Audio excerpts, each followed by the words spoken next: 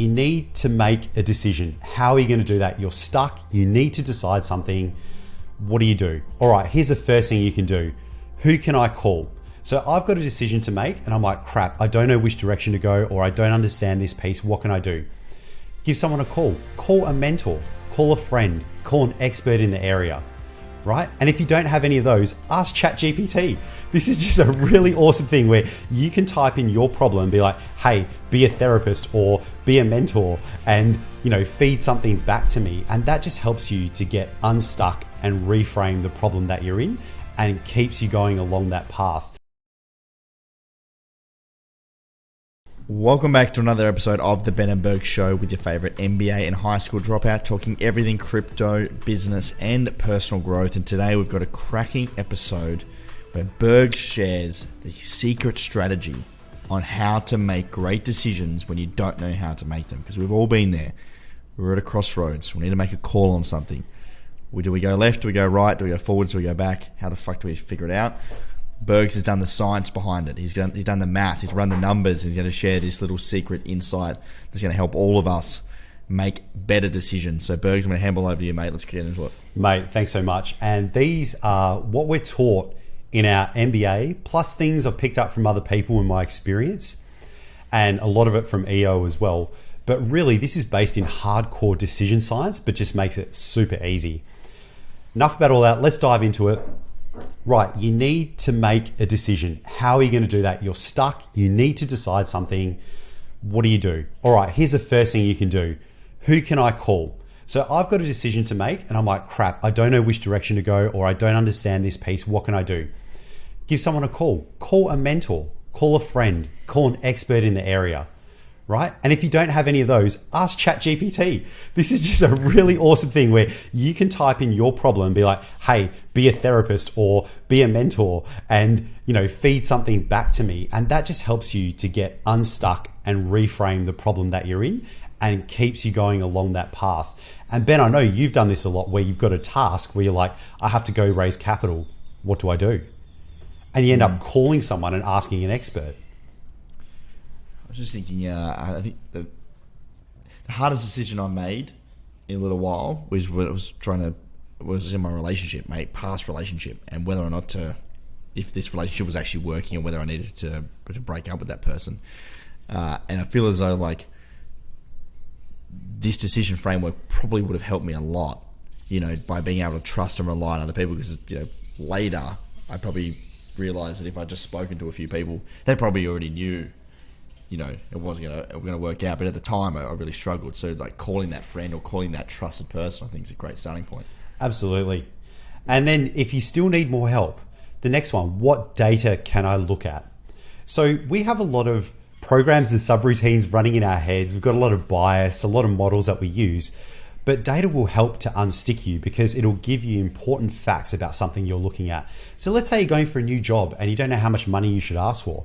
Go and look at the industry data. What is similar data on there? What are the salary bounds? What does your company pay?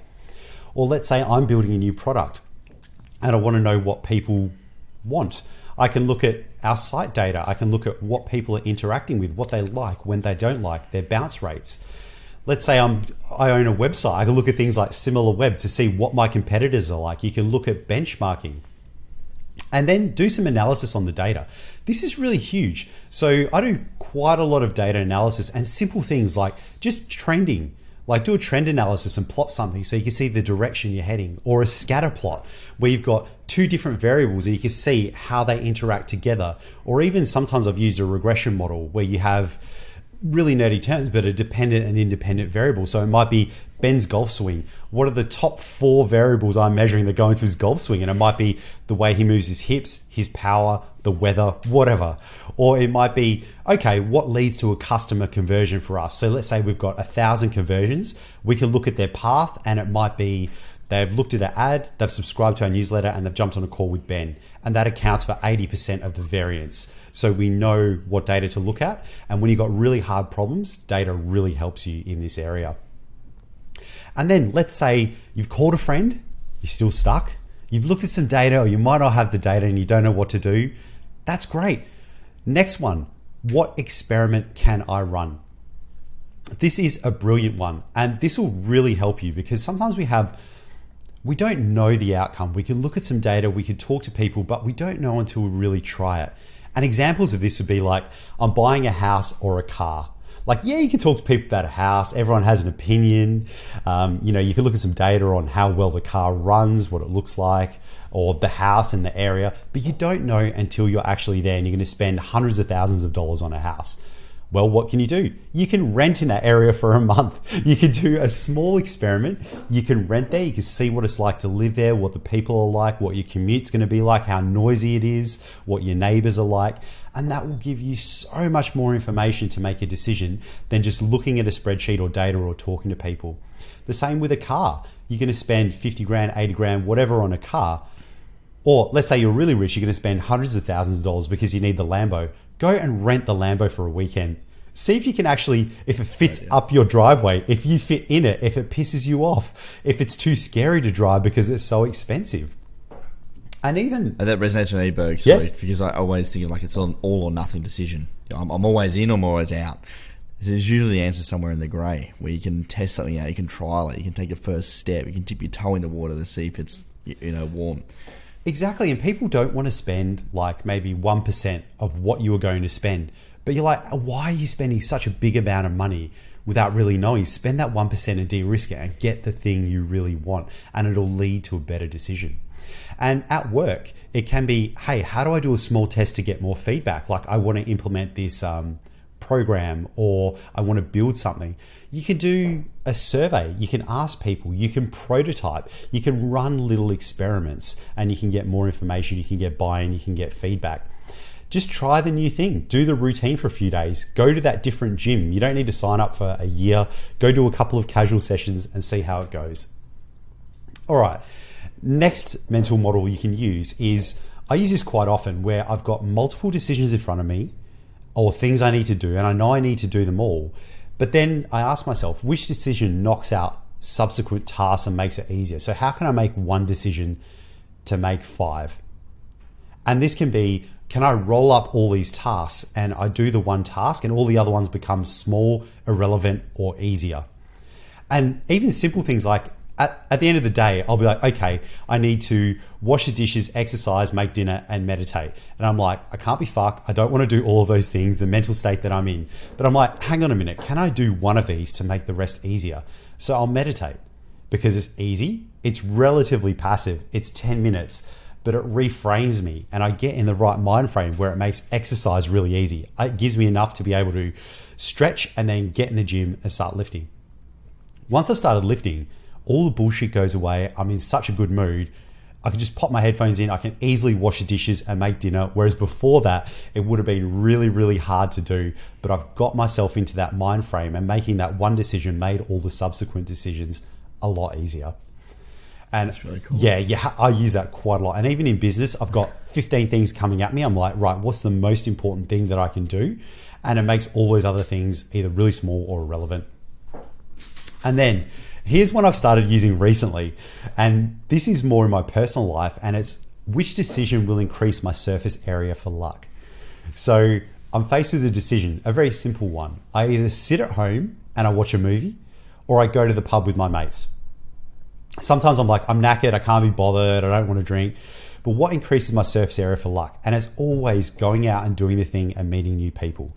Because you don't know who you're going to meet at the pub, the conversation you're going to have, how to help solve that problem you've got incubating in your head, or it'll pop back in 3 months, or things like, do I just sit down at the WeWork, or do I go and talk to that person, or do I go and have a coffee with them? Or even when I went to the city, I caught the train. As a guy sitting next to me, I'm like, do I have a chat with him or just say something? I'm like, I'll just have a chat. You never know where these things are going to lead. I was going to say, did you, because you've been sort of wanting to go to an office for ages. We've been talking about it for ages, but just haven't been able to get there. You went there the other day. Was that something similar, this decision? Absolutely game changing, mate. Like the way it reframed me, how I was able to work, it just showed me the world is a much bigger place. When you're at home and you're working by yourself, the things that you think about are just stupid. And I got on the train, I looked at different people, I saw all the different suburbs going down, heard what they were talking about, talked to different people. I'm like, mate, you're a fucking idiot. The things that you were talking about and the Crazy. conversations you had in your own head were so dumb. Get out of your house, do real stuff, and be a real human. It's not that serious. The world becomes really small and stressful and painful when it's just like you just sort of stay in one spot for so long. And you don't really realize until you get out and you're like, oh. Yeah, and I take it so serious after work so many hours, and you're like, no, I can stop, I can call up my mate, I can have a coffee, I can sit in the sunshine, then I can get back to it. And things just become easier. So increase your surface area for luck. So I'll be doing that every week now, which is fantastic. Now, let's really get into the decision science. So this is one MBA tool I use all the time when I need to make a decision and I've got multiple choices. And this is called multi-criteria decision analysis, MCDA. And it's very simple to do. So I've chosen an example of I want to get a new car and I don't know which one to get. And let's pretend I've already run the experiment and I've driven these cars. So I've got a little spreadsheet here. And for those on the pod, I'll explain it to you. It's very simple to use and I'm going to share it so you can use it yourself. So let's say I want to get a car and I've got three options here. I've got the 2022 Tesla Model 3 Performance, right? It's a Tesla. We all know what they look like. That's $80,000. Let's say I've also got the 2017 Holden Commodore VF SSV Redline. Baby, V8, beautiful, love it. $50,000, red with black stripes, can't go wrong. And I'm also going to choose between a 2021 Subaru WRX STI Spec R. That's about $78,000. So as you can see, I kind of like performance cars, sedans, and these are the ones I want to choose from.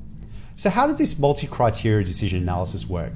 It is super simple. All you need to do is come up with a criteria and give it a weighting. And this whole thing will take you less than 5 minutes to do. So my criteria here is I thought, okay, I'm going to get these cars. What are the things that are important to me? So I wrote them down. The things that were important were price, safety, fuel cost, in-car entertainment, performance, and color. Let's say they are the 6 things that I am interested in. Now I've got those 6 things. All I need to do is place a weighting on them. The weighting can just be a number. Do it out of 100 because it's easy. You can go over 100 if you want. But what I've done is, let's say I'm very price sensitive. So price is going to make 30% of the weighting. Safety, 10%, because I care about that in my family. Fuel cost, 10%. In-car entertainment, I really care about audio and what the little touchscreen looks like when I'm in my car, so I'll give that 20%. Performance, it's got to have a bit of squirt, so 20%. And color, I like my red cars, so 10%. All right, and then all we do is we fill it out in this simple table. And the way this works is for the best option, you give 100 points. For the worst option, you give 0. And then for the middle option, you give somewhere in between. And I'll show you how to do this. So let's say price. So the cheapest is the Commodore, right? So the Commodore automatically gets 100 points. The Tesla is the most expensive, so it gets 0. And the Subaru is $78,000. So between 100 and 0, it's $50,000. It's 78, so it's $2,000 off the top. So let's just call it $3,000, which is 10%. So we'll give the Subaru a 10. Very, very easy. Safety. Both the Tesla and Subaru have a 5-star ANCAP, so let's both give them 100. Let's say the Holden has a 4, so we'll give it a 0. Right, fuel costs. Let's say the Tesla is the best, so it gets 100. Commodore is definitely the worst, big V8, 98 wrong guzzler. And let's say the Subaru is somewhere in the middle on 50. In-car entertainment, the Tesla is by far the best. Holden is the worst. And the Subaru, let's say it's about, it's a 70. Let's say it's almost up there with a Tesla. Speed. Let's go for this. Tesla, definitely the fastest of the 3. Holden and Subaru, let's just say they're kind of equal. Let's just say the Holden's the worst and the Subaru's about a 50. And the color, let's say I want a red. Tesla doesn't come in red. Holden does. 100 points and Subaru doesn't. There we go. So I've quickly done this table. The 100 and 0 make it very, very easy. And right here at the weighted scores, all this does, it just multiplies the score you gave it by the percent, and down the bottom, you've got a score. So what do we end up with? Tesla is on 60 points, Subaru is on 42 points, Holden is on 40 points. So based on this, the best option on my criteria is the Tesla. Now, here's the source. The beauty about multi-criteria decision analysis is it doesn't make the decision for you. It gives you information about what's important to you. So right here, I can see the Tesla's already got 40 points from in-car entertainment and speed. And that's already pretty much what the Holden and Subaru have. So I can go back and I can say, okay, I understand it's telling me that, the Tesla is there, but that doesn't feel right to me. So what I can go back and see what's important to me. So in-car entertainment, I can change that to 10%. And let's say color doesn't matter to me anymore. I'm going to call it fun. And I'm going to make that 20%.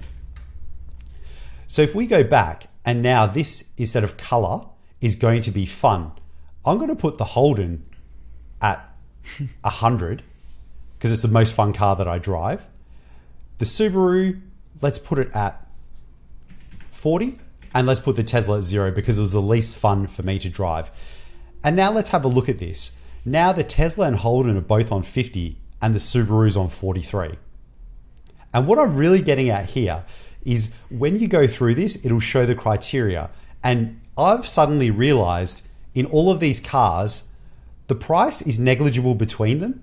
I'm not really that price sensitive, so I'd probably reduce that. And the feeling I get when I drive that Commodore, the sound and the big V8 roar and everything that it does is amazing. And I love that. And I would even place the Subaru above that. Just the sound that is just so good on a Subaru that I know those two cars when I drive them, the silence of the Tesla when I drove it really bothered me, even though it was fast. And even though it had really good in-car entertainment, that car is out of there. My choice is between the Holden and the Subaru, and I'm going to choose that Holden. And this is how multi-criteria decision analysis has helped me to get to a decision. Amazing, Bergs. That's really fun. I'd love for you to share the spreadsheet. Maybe somehow, maybe we can throw it in like a Google Drive link so we can get the spreadsheet. What's it called? The formulas. Yeah. To figure all that out. Absolutely. I'll put it in the show notes. And you can use that for absolutely anything. It can be choosing a house. Which project am I going to do next? Which job should I choose? Anything you want. And it won't make the decision for you, but it'll make it a lot easier to understand what's important to you.